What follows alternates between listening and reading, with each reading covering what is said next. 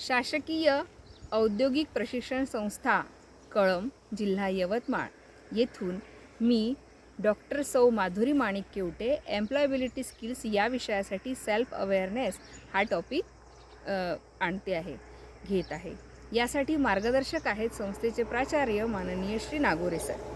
तर नमस्कार प्रशिक्षणार्थी मित्रमैत्रिणींनो, जीवनात प्रत्येकालाच सक्सेस किंवा ध्येयप्राप्ती यासाठी आवश्यक असणारी पहिली पायरी म्हणजे सेल्फ अवेअरनेस. आणि self awareness it means a way of success. Self awareness समजून घेताना आपल्याला आईसबर्ग याचं उदाहरण घेता येईल. आईसबर्ग म्हणजे हिमनग.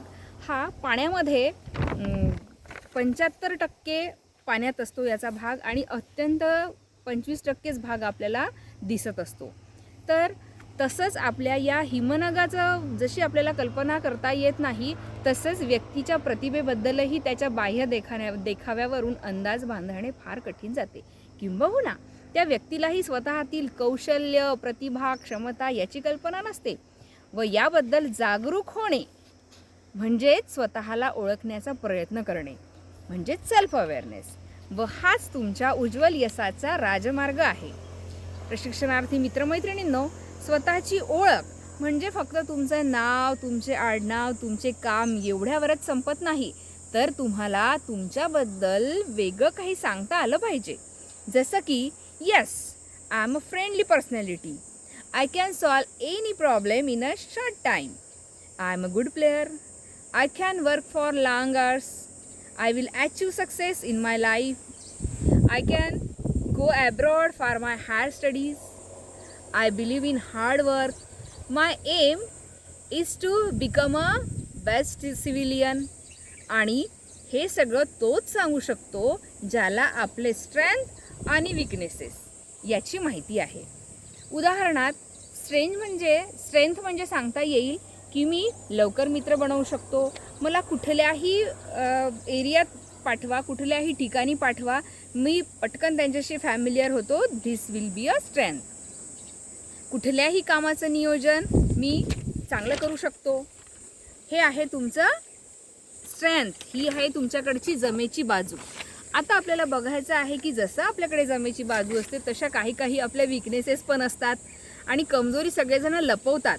पण आपल्याला आपल्या कमजोरीचा अभ्यास करायचा आहे आणि ते क्षेत्र शोधून काढायचे आहे की माझ्या कुठे मी कमी पडते आहे. तर समजा तुम्ही खूप छान अभ्यास केला आणि तुमचा प्रोजेक्ट एखाद्यासमोर मांडायचा आहे, एखाद्या ठिकाणी तो प्रेझेंट करायचा आहे, आणि तुम्हाला जर स्टेज फिअर असेल तर तुम्ही तुमचा प्रोजेक्ट व्यवस्थित मांडू शकाल का? नाही ना.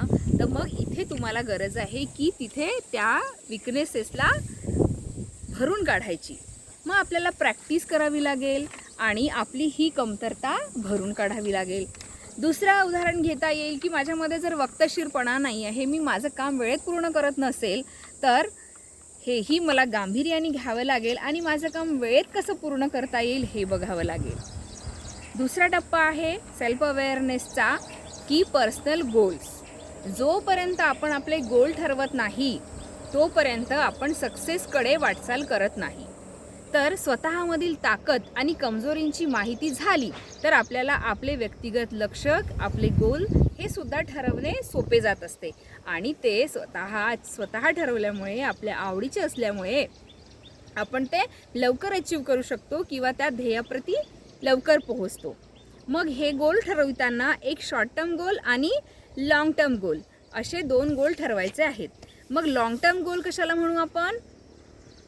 तर लॉंग टर्म म्हणजे आपल्या पूर्ण भविष्याचं रूप त्याच्यात असेल, किंवा आपल्याला आपलं भविष्य कसं घालवायचं आहे, स्वतःकडून काय अपेक्षा आहे आपल्याला भविष्यात, हे ठरवणे म्हणजे लॉंग टर्म गोल. जसं की आपण आपले करिअर्स ठरवतो, त्यासाठी लागणारं एज्युकेशन, स्किल, भविष्यात किती पैसे कमवायचे आहे, तुम्हाला करोडपती व्हायचं आहे की मिलेनियर व्हायचं आहे. तसंच आपल्या परिवारासाठी पण आपण उद्दिष्ट ठरवतो कधी की मला माझ्या परिवारासाठी हे करायचं आहे. कोणती कला हस्तगत करणं सुद्धा शॉर्ट टर्म गोल नाही येऊ शकत, त्यासाठी पण आयुष्य खर्च करावं लागतं.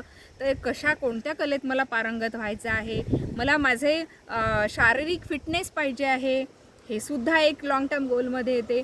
हे सगळे दीर्घकालीन लक्ष्य तुमचे स्वतःसाठी आहेत, ना की तुमच्या आईबाबांसाठी, तुमच्या भाऊ बहिणींसाठी आणि दोस्तासाठी. तर हे तुमचे स्वतःचे गोल, तुमच्या स्वतःचं आयुष्य घडवणार आहे. मग हे हस्तगत करायसाठी, यावर वाटचाल करण्यासाठी आपल्याला काही शॉर्ट टर्म गोल्स घ्यावे लागतात.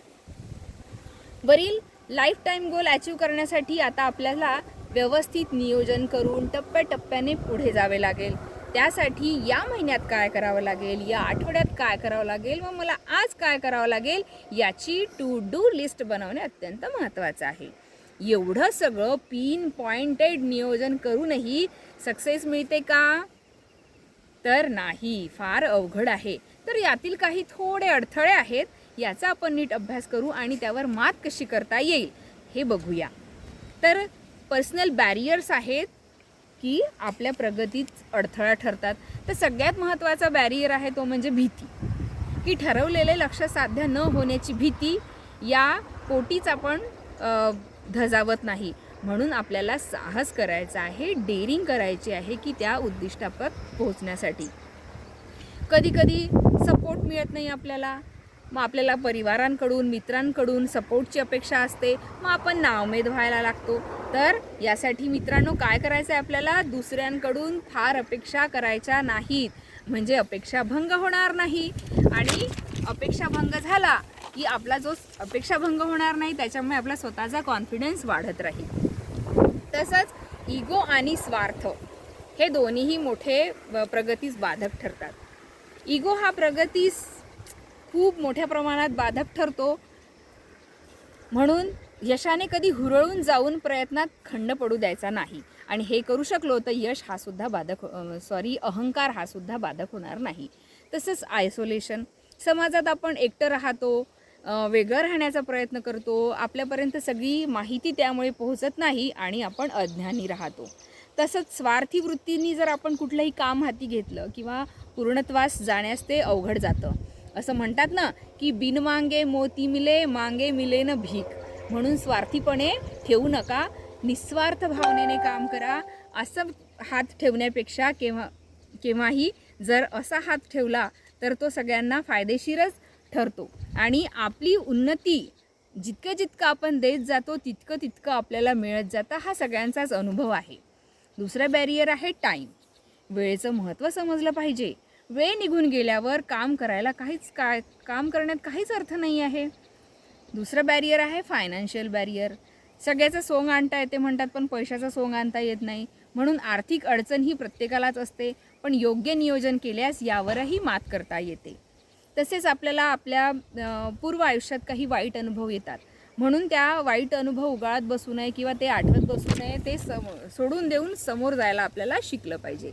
गिल्ट बॅरियर येतो एक. चुका आणि अपराध होण्यापासून स्वतःला खूप सांभाळायचं असते.